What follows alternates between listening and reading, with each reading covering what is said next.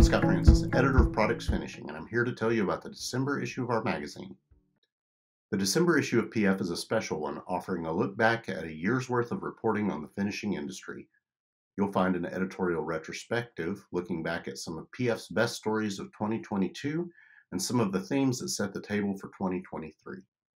You'll also find a look back at the second full season of Products Finishing's On the Line interview column and corresponding podcast, which explores multiple avenues for bringing you the voices of the finishing industry. In addition, you'll find a host of feature stories, including a look at a custom plating technology provider that focuses on providing plating solutions from medical OEMs, enabling a range of life-saving surgical instruments. A look at how vapor degreaser cleaning can offer predictable and repeatable results for the critical cleaning of medical device components.